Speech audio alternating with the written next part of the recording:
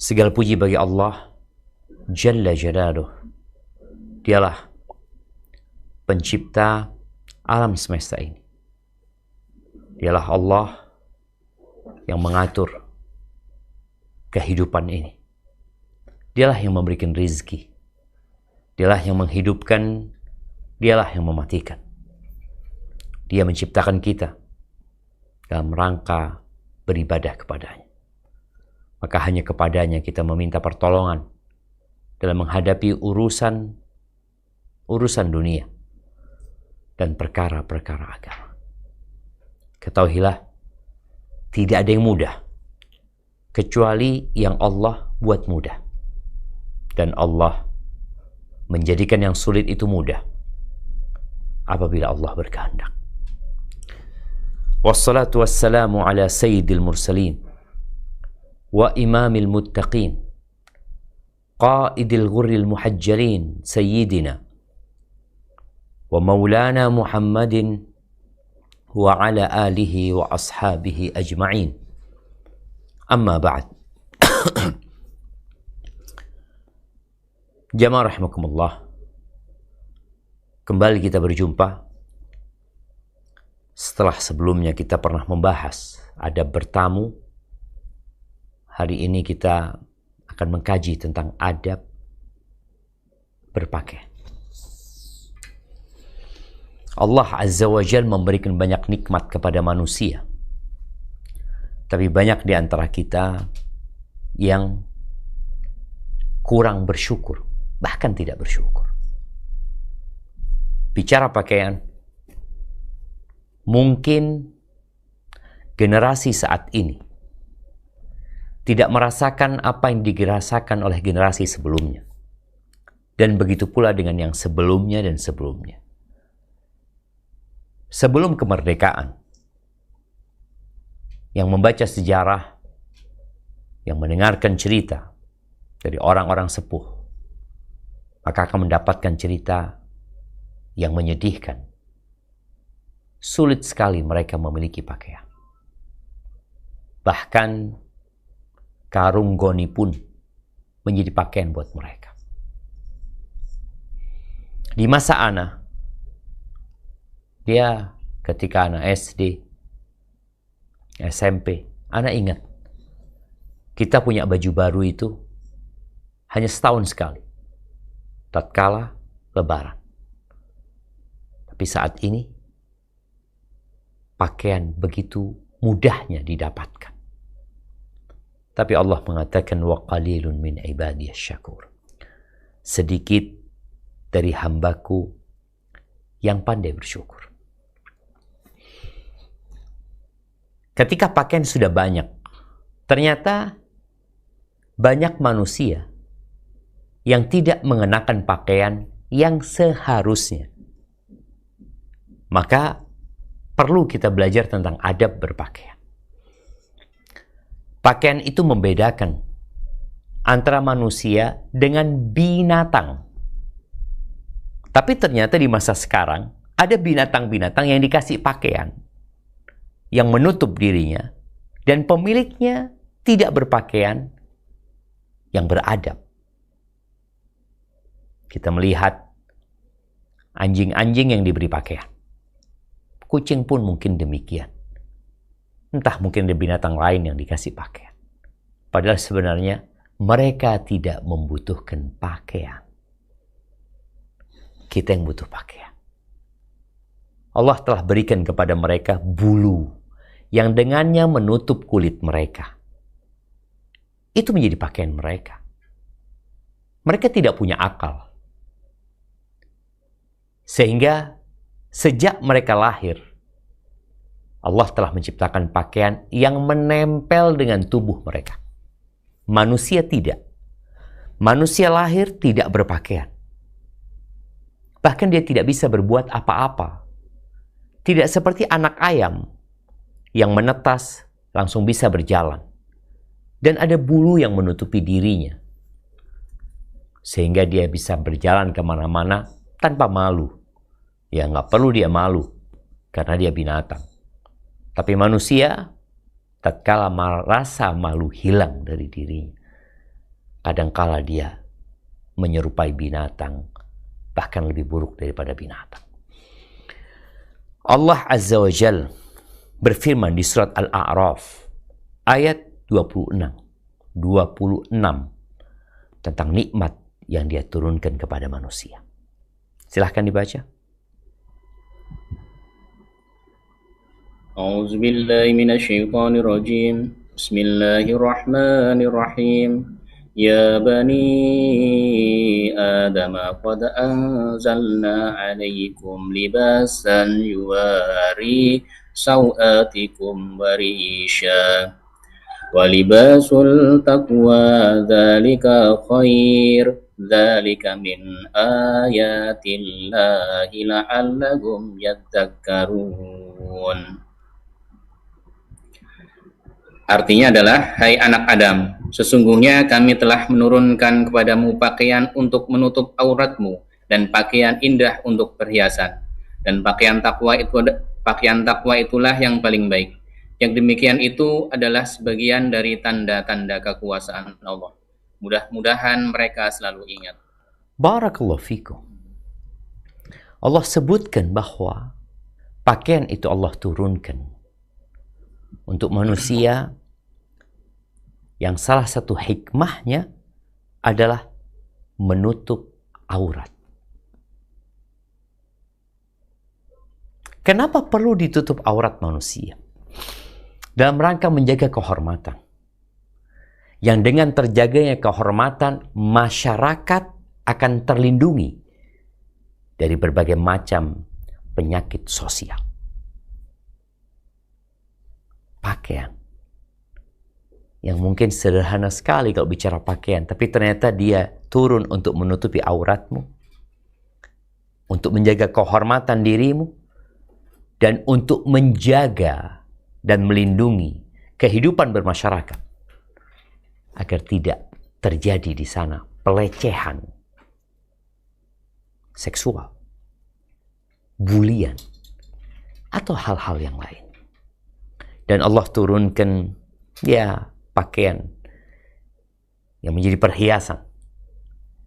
Ada orang yang pakai baju hanya untuk menutupi auratnya, tapi ada orang yang pakai baju untuk berhias. Auratnya sudah tertutup, tapi dia menggunakan jas di atas bajunya agar dia menjadi lebih keren, atau hal-hal yang lain yang diinginkan oleh manusia dari pakaian-pakaian sebagai perhiasan. Tapi ketahuilah, pakaian ketakwaan itu yang lebih baik. Pernah dengar orang-orang mengatakan lebih baik hatinya dijilbabin daripada kepalanya. Yang lebih baik itu adalah pakaian ketakwaan. Hatimu bertakwa, yang makna takwa adalah menjalankan perintah dan menjauhi larangan.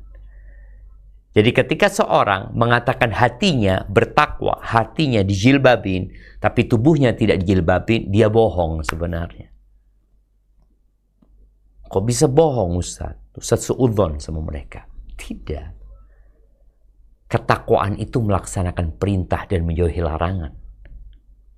Ketika seorang menggunakan jilbab, dia melaksanakan perintah. Ketika dia pakai jilbab, tapi ternyata dia masih ghibain orang, masih menipu orang lain, berarti dia belum bertakwa sebagaimana semestinya. Namun bukan berarti kita mengatakan kepada dia, lepas jilbabmu. Maka ketika dia ghibain orang, melepas jilbabnya, maka dia melakukan dua dosa.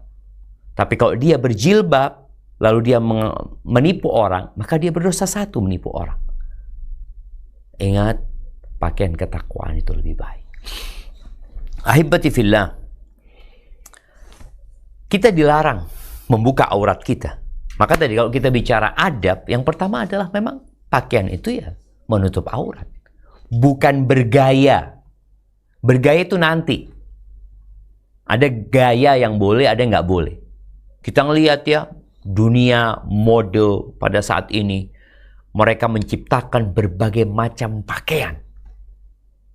Tujuannya bukan untuk menutup aurat, bahkan mengeksplor aurat. Tujuannya adalah membangkitkan syahwat. Kalau enggak, mereka enggak ingin itu. Lu gimana sih? Ketika aurat dibuka, maka ada syahwat yang dibangkitkan di sana. Percaya atau enggak?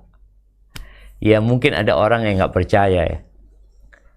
Tapi tanyalah kepada laki-laki yang jujur. Dan kepada wanita yang berakal sehat. Engkau akan mendapatkan jawaban yang sebenarnya. Allah menyebutkan bahwa melepas pakaian, membuka aurat, itu fitnah. Kita baca ayat selanjutnya. Di surat Al-A'raf, ayat 27. Apa kata Allah Azza wa Jalla?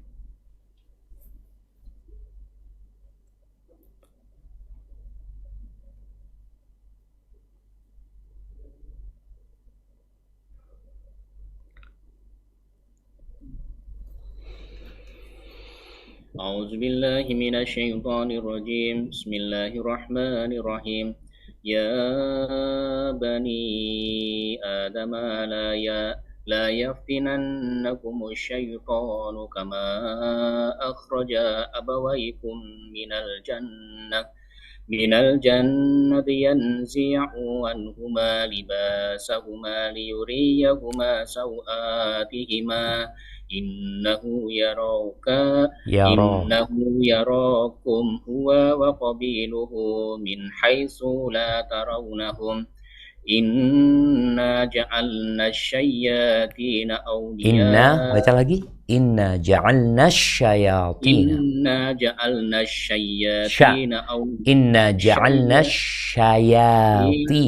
Inna ja'alna syayatina awliya'a lilladina la yu'minun. Ahsan. Hai anak Adam, janganlah sekali-kali kamu dapat ditipu oleh setan sebagaimana ia telah mengeluarkan kedua ibu bapakmu dari surga. Ia menanggalkan dari keduanya pakaiannya untuk memperlihatkan kepada keduanya auratnya. Sesungguhnya ia dan pengikut-pengikutnya melihat kamu dan suatu tempat yang kamu tidak bisa melihat mereka. Sesungguhnya kami telah menjadikan setan-setan itu pemimpin-pemimpin bagi orang-orang yang tidak beriman. Barakallahu fikum. Orang yang menyingkap auratnya, kemudian menampakkannya kepada manusia, dia sedang ditipu sama setan. Bagaimana setan berhasil menipu ayahanda Adam sehingga tersingkap auratnya? Maka kita jangan mau ditipu oleh syaitan. Pakaian itu selain untuk menutup aurat, menjaga kehormatan, melindungi masyarakat, pakaian itu juga untuk menjaga manusia dari panas dan dingin. Kita tahu ketika turun hujan, orang-orang pakaiannya berubah. Pakai jas hujan. Ketika musim dingin, dia akan mengenakan mantel yang tebal. Ketika mereka berada di salju, pakaiannya berbeda. Ketika panas, seperti di Jaziratul Arab umpamanya, kita lihat pakaian mereka berubah. Tapi ketahuilah, ada adab berpakaian. Muncul manusia-manusia yang membuat adab dan etika yang sesuai dengan tradisi dan budaya serta akal mereka tanpa ada agama yang menjadi rujukan dan pedoman bagi mereka. Sehingga mereka berpikir pakaian itu yang penting sopan. Ketika engkau berada di pantai, maka bikini yang sopan pada waktu itu. Ketika engkau ada di kampus, kuliah, ya ada pakaian yang sesuai di sana. Ketika engkau berada di mall, mungkin pakaianmu berbeda. Mereka hanya berpikir budaya, adat, dan tradisi. Kita tahu, sampai hari ini mungkin ya, ada manusia-manusia yang hidup tidak berpakaian. Budaya dan tradisi mereka hanya alat vitalnya aja yang ditutupi. Sisanya nggak ada. Subhanallah. Kalau kita menjadikan standar adab itu adalah budaya dan tradisi, maka kita akan melihat kekacauan. Karena semua memiliki budaya dan tradisi.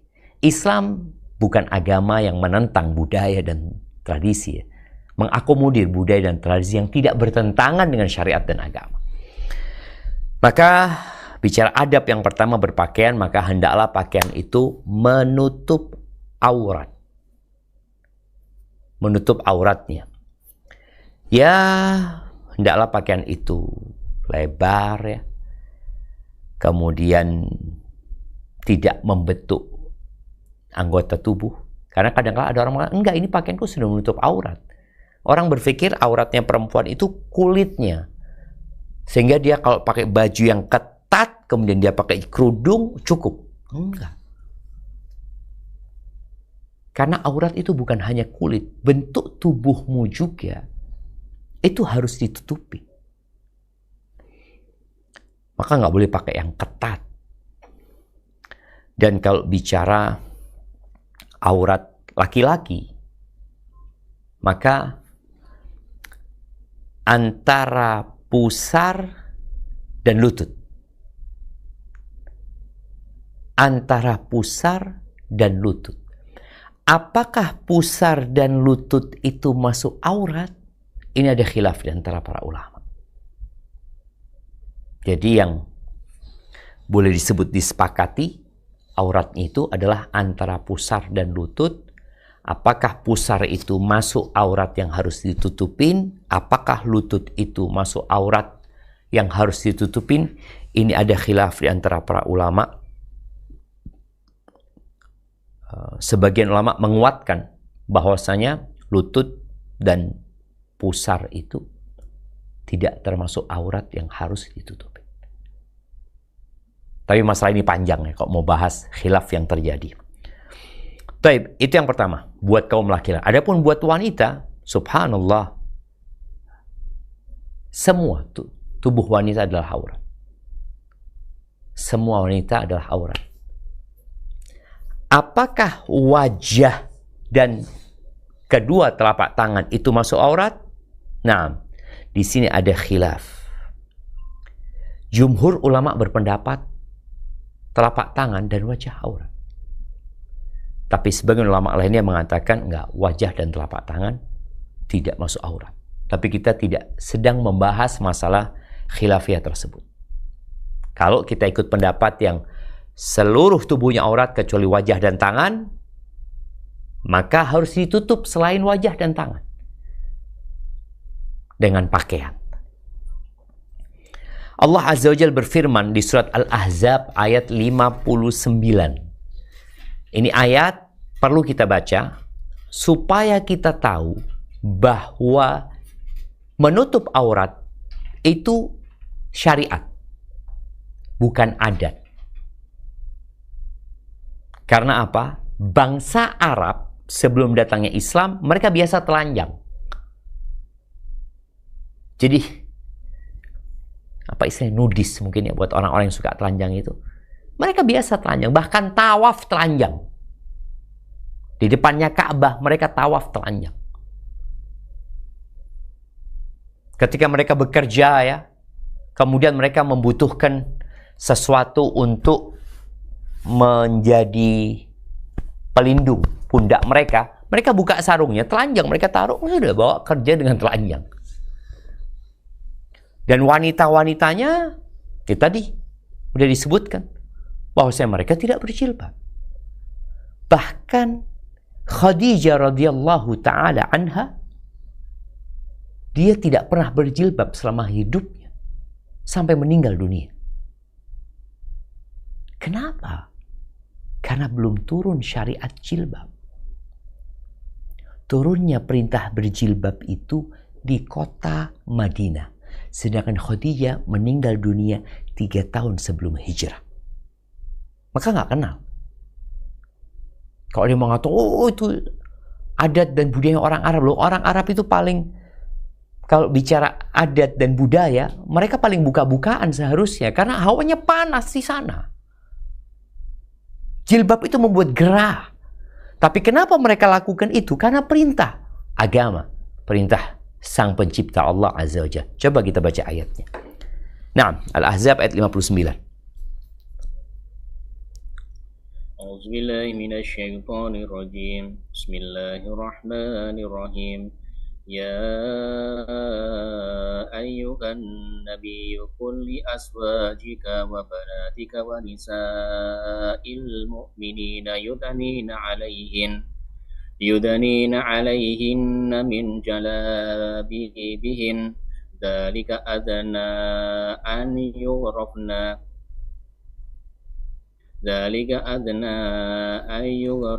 fala yu'zain wa kana Allahu ghafurur rahima. Hai Nabi, katakanlah kepada istri-istrimu, anak-anak perempuanmu, dan istri-istri orang mukmin, hendaklah mereka mengulurkan jilbabnya ke seluruh tubuh mereka.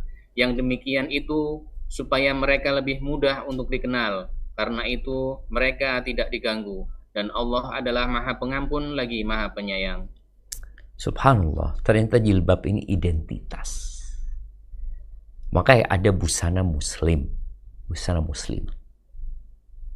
Jadi supaya engkau tahu yang kau pakai itu busananya siapa, identitasmu atau identitas orang lain gitu. Dan subhanallah, kalau kita lihat perintah jilbab ini sejatinya di agama-agama yang sebelumnya, di agama Nasrani dan Yahudi, mereka seharusnya berjilbab.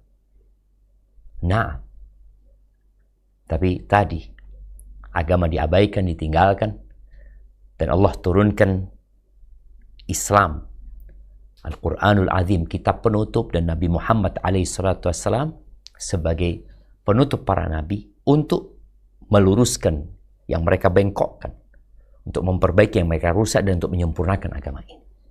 Itu identitas. Jadi kalau bicara, engkau tahu dari mana fulana muslimah dan fulana non-muslim? Seharusnya dari mana? Dari jilbabnya. Ah, ini muslim. Dari mana kau itu pakaiannya? Kelihatan dia muslim. Sedangkan yang nggak pakai jilbab, ya belum tentu tidak muslim gitu. Karena ada orang-orang muslim yang tidak mengenakan identitasnya. Sebagaimana kalau kita tahu yang namanya polisi, kau tahu dari mana itu polisi? Loh, itu bajunya. Kau tahu dari mana itu TNI? Oh, itu bajunya, seragamnya. Pegawai negeri kita dari seragamnya ketahuan. Identitasnya.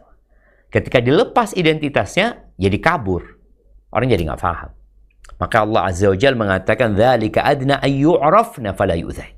Itu sebagai identitas mereka. Jadi mereka dikenal dan mereka tidak digangguin dengan jilbab mereka. Jadi tadi pakaian kalau bicara adab yang pertama ya harus menutup aurat. Bukan sekedar berhias dengan pakaiannya. Bicara kriteria pakaian itu, ya pakaian itu jangan menyerupai pakaian lawan jenis. Laki-laki dan perempuan ini nggak sama. Semua memiliki kekhususan. Walaysa dzakaru kal untha.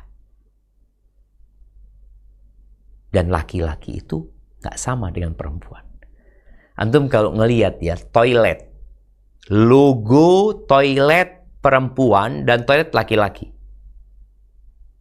di mana bedanya? Coba nanti perhatikan, berbeda mereka, nggak disamakan, karena memang mereka berbeda. Maka janganlah yang laki-laki menyerupai yang perempuan, jangan pula yang perempuan menyerupai pakaiannya laki-laki. Dalam hadis yang diriwayatkan Imam Bukhari dari Abdullah bin Abbas radhiyallahu anhuma, qala la'ana Rasulullah sallallahu alaihi wasallam al-mutashabbihina minar rijali bin nisa wal mutashabbihati minan nisa'i bir rijal. Rasulullah sallallahu alaihi wasallam melaknat. Kita itu, oh aku ingin minta syafaatnya Rasul sallallahu alaihi wasallam. Aku berharap mendapatkan syafaatnya Nabi Muhammad alaihi salatu wasallam. Tafadhal. Tapi ingat, ada caranya. Bagaimana engkau hendak mendapatkan syafaat sedangkan engkau terlaknat? Nabi melaknatmu. Siapa yang dilaknat sama Nabi SAW? Di hadis ini Rasulullah SAW melaknat laki-laki yang menyerupai wanita, wanita yang menyerupai laki-laki. Menyerupai saja dilarang, apalagi mengganti identitasnya, perempuan jadi laki-laki, laki-laki jadi perempuan. Transgender. Yang menyerupai saja pakaiannya, gaya ngomongnya, itu sudah dilaknat. Bagaimana dengan orang yang mengganti gendernya? Baik, kemudian yang ketiga, pakaian itu tidak boleh pakaian syuhrah. Apa pakaian syuhrah itu? Pakaian syuhrah itu pakaian yang untuk viral gitu loh. Yang nggak dipakai sama orang.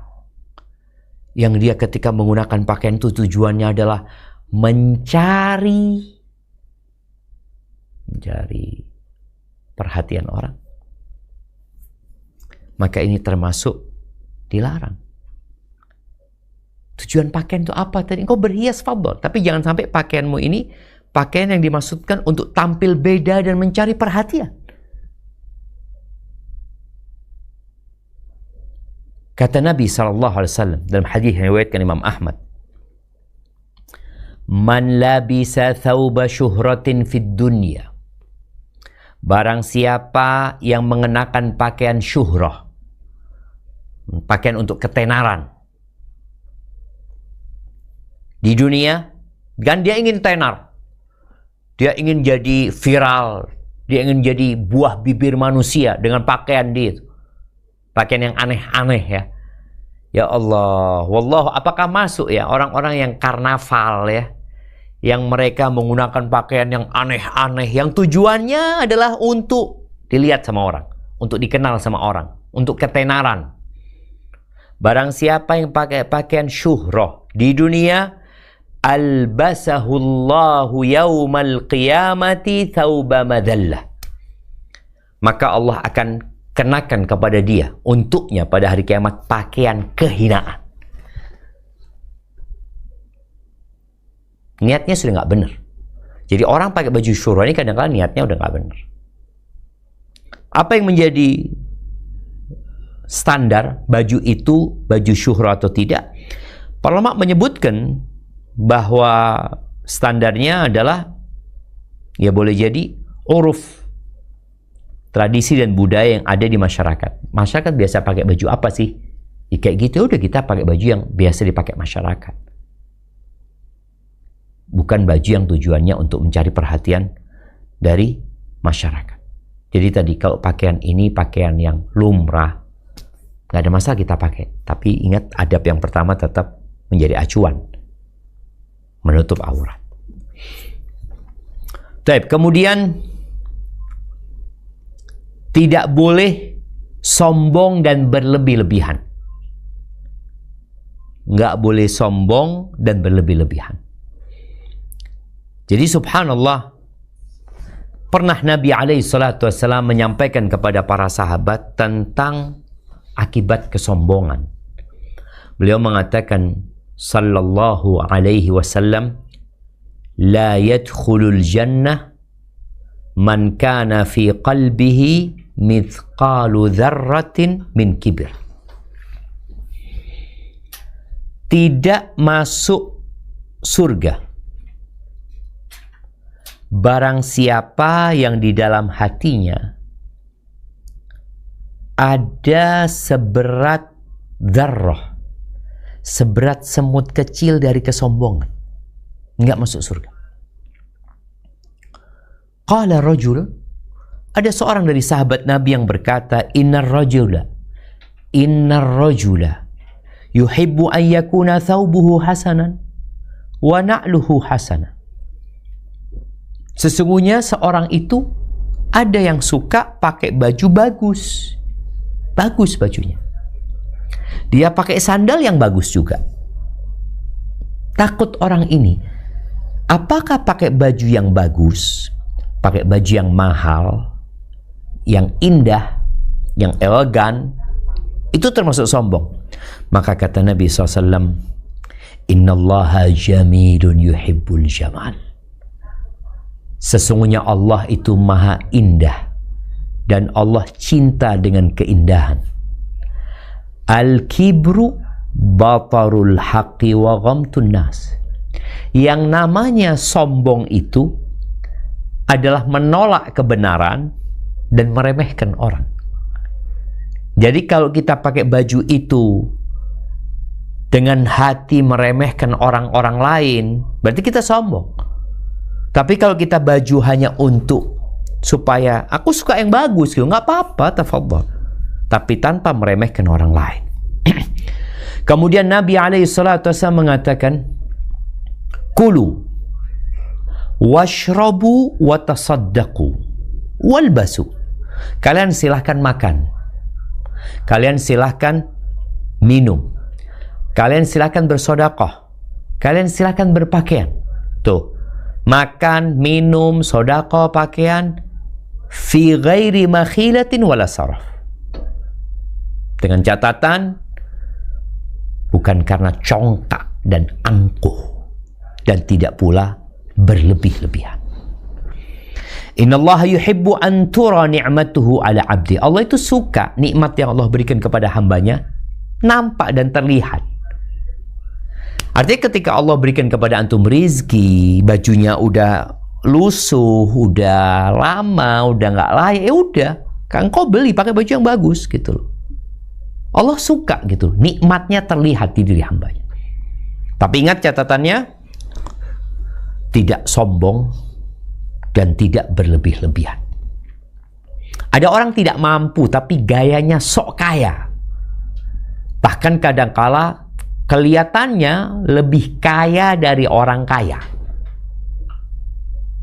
Padahal bajunya KW. Tujuannya sudah kadangkala nggak benar. Padahal utang.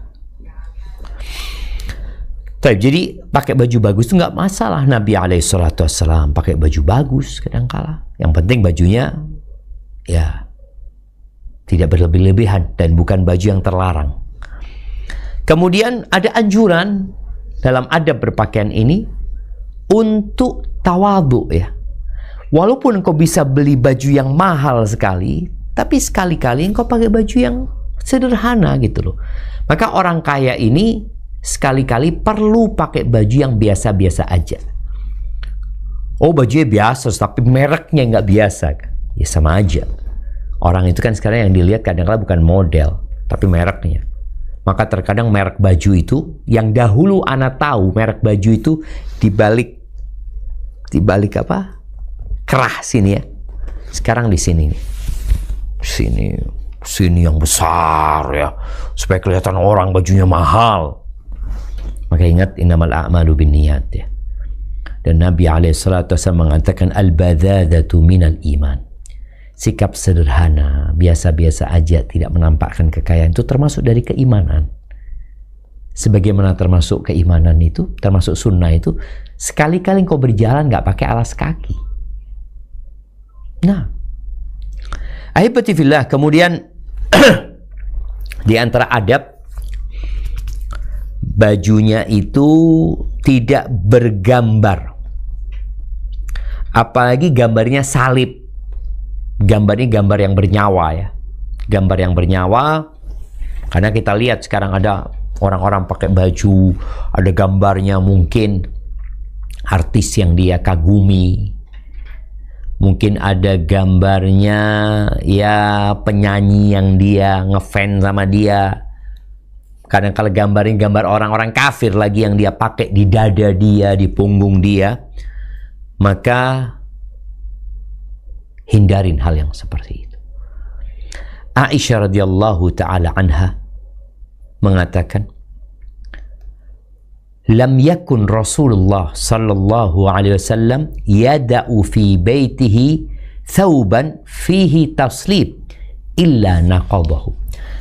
Nabi alaihi salatu wasallam tidak membiarkan pakaian yang ada salibnya, gambar salibnya, kecuali beliau rusak, bentuk salib itu.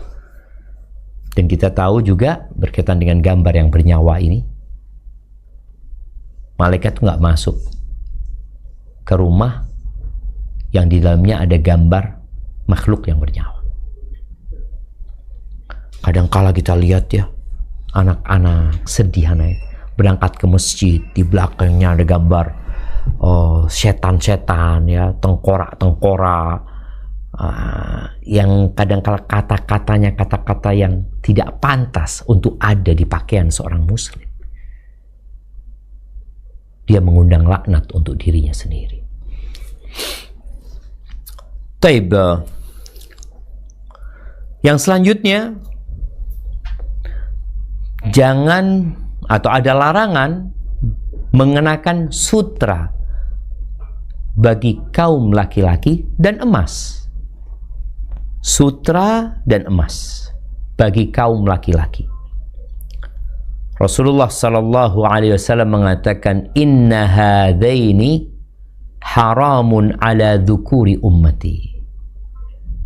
Sesungguhnya dua hal ini itu haram dipakai untuk kaum laki-laki dari umatku. Nabi sallallahu alaihi wasallam mengambil emas dan mengambil perak ya. Beliau letakkan mengambil emas dan perak dan sutra ya. Beliau meletakkan sutra di tangan kanannya dan mengambil emas letakkan di tangan kirinya, kemudian berkata, inna hadaini haramun ala dzukuri ummati. Dua ini supaya mereka ngelihat, bukan hanya mendengar, supaya mereka juga faham apa yang diharamkan. Dua hal itu diharamkan atas laki-laki dari umatku. Hadisnya diriwayatkan oleh Abu Dawud dan disahihkan oleh Syekh Albani rahimahullahu taala. Boleh buat laki-laki pakai sutra di pakaiannya itu ya nggak lebih dari 4 jari. Ini menurut pendapat yang rajih di antara penjelasan para ulama ya, didasarkan larangan-larangan menggunakan sutra, dan ada pembolehan dalam kondisi tertentu. Ada orang yang kena penyakit kulit. Apabila dia pakai baju yang biasa, ya gatel umpamanya. Tapi dia kalau pakai sutra nggak apa-apa, nggak gatel gitu. Ya sudah, itu berarti kondisinya darurat. Kemudian bagi kaum laki-laki termasuk adab tidak memanjangkan pakaiannya melebihi mata kaki. Tidak melebihkan pakaiannya melebihi mata kaki. Ini kalau bicara masalah isbal, ini dikenal dengan isbal ya. Ada perbedaan pendapat di antara para ulama. Ada yang berpendapat bahwasanya haram memanjangkan pakaian melebihi mata kaki kalau sombong. Kalau nggak sombong, makruh. Jadi tetap sebenarnya nggak boleh. Ini mungkin salah satu pendapat Al-Imam An-Nawawi rahimahullahu ta'ala dalam masalah ini, sebagaimana disebutkan dalam kitabnya Riyadhus Shalihin. Karena memang ada hadis-hadis yang mengatakan la yanzurullah yaumal qiyamah ila man jarra izarahu bataran au khuyala. Allah tidak melihat kepada seorang yang memanjangkan pakaiannya karena sombong, angkuh, congkak. Subhanallah jemaah. Berarti kalau nggak sombong, makruh. Iya, ini pendapat Imam Nawawi. Tapi ada yang mengatakan nggak, dua-duanya terlarang. Hanya saja kalau sombong, hukumannya double. Kalau dia nggak sombong, hadis Nabi SAW mengatakan, ma asfal ka'bain minal izar fa finnar. Yang di bawah mata kaki dari sarung itu di neraka tempatnya. Jadi karena memang resiko jamaah, maka hendaklah kita meninggalkan memanjangkan pakaian melebihi mata kaki. Kita ini kadang kala ya, enggak, Anda nggak sombong. engkau nggak sombong, tapi ketika engkau melihat orang lain pakaiannya di atas mata kaki, engkau memandang dia dengan pandangan yang menghinakan dia. Kebanjiran atau apalah.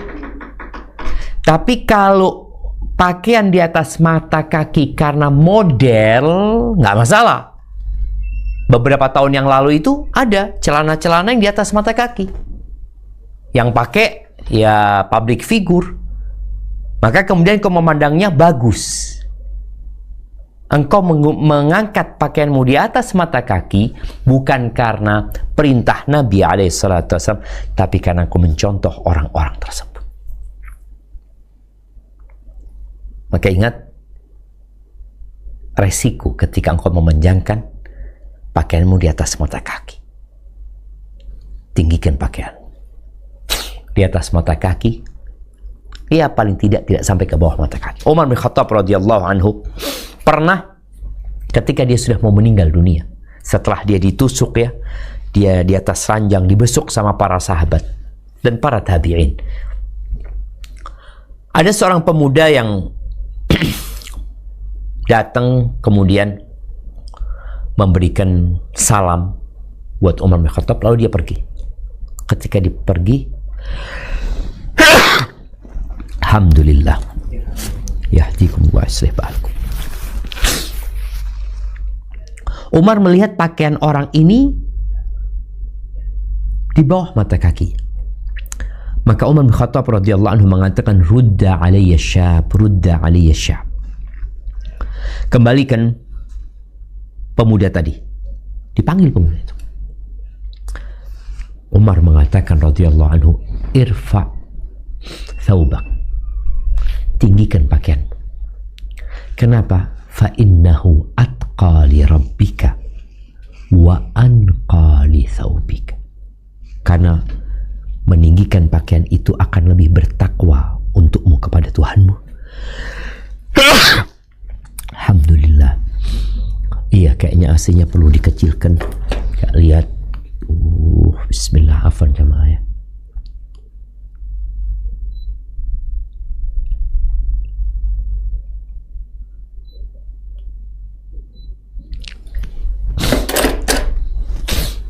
Iya, Umar mengatakan itu akan lebih bertakwa untukmu kepada Tuhanmu. Karena tadi melaksanakan perintah Nabi SAW ya, takut dengan adab Allah Azza wa Jalla, dan lebih bersih untuk baju. Adapun buat wanita, ketika Nabi SAW menyebutkan larangan pakaian itu menutupi mata kaki atau di bawah mata kaki, maka ada seorang wanita yang bertanya, Asma kalau nggak salah, bagaimana dengan perempuan-perempuan? Karena anggapan Asma, hadis ancaman ini mencakup dan meliputi para wanita. Maka Nabi SAW mengatakan yudnina shibron, dia panjangin satu jengkal dari setengah betis, karena ada hadis mengatakan izratul mu'min nisfus saq, sarungnya mukmin itu ya setengah betis ya. Maka perempuan gimana? Tambahin satu jengkal. Kata Asma, kalau cuma satu jengkal, maka telapak kakinya akan kelihatan. Maka Nabi SAW mengatakan yudnina dhira'an wala yazidna, atau kama qala Rasul SAW, dia tambahkan satu hasta tapi jangan lebih lagi. Maka pakaian pengantin ya, yang 1 meter di belakang, yang 2 meter di belakang, yang sampai digotong, itu termasuk pakaian yang terlarang. Kemudian ya, ini berkaitan dengan perempuan tadi ya. Lalu ada adab mengenakan pakaian. Itu tadi kriteria pakaiannya seperti apa. Kemudian kita masuk ke bagaimana orang pakai bajunya. Usahakan kalau pakai baju itu dimulai dengan yang kanan dan baca bismillah tentunya. Dipakai yang kanan ya. Orang juga buka baju hendaklah membaca bismillah ya ketika dia membuka pakaiannya, karena yang menjadi penghalang antara setan dengan manusia ketika dia buka pakaian adalah menyebut nama Allah Azza wa Jalla. Jadi kalau pakai baju dimulai dengan yang kanan. Karena Nabi alaihi salatu wassalam, kata Aisyah radhiyallahu taala anha, yuhibbu tayammuna fi sya'nihi kulli. Beliau suka memulai dengan yang kanan dalam semua urusannya. Dalam memakai sandal ya, dalam menyisir rambutnya, dalam berwudu. Beliau mulai dengan yang kanan. Tapi bagi yang pakai baju baru, maka dianjurkan untuk baca doa. Doanya sebagaimana diriwayatkan Abu Dawud, alhamdulillah alladzi kasani hadha thawb wa razaqanihi min ghairi haulin minni wala quwwah. Alhamdulillah, segala puji bagi Allah yang telah memberikan pakaian ini kepadaku dan memberikan rizkinya tanpa ada kekuatan dari aku dan daya.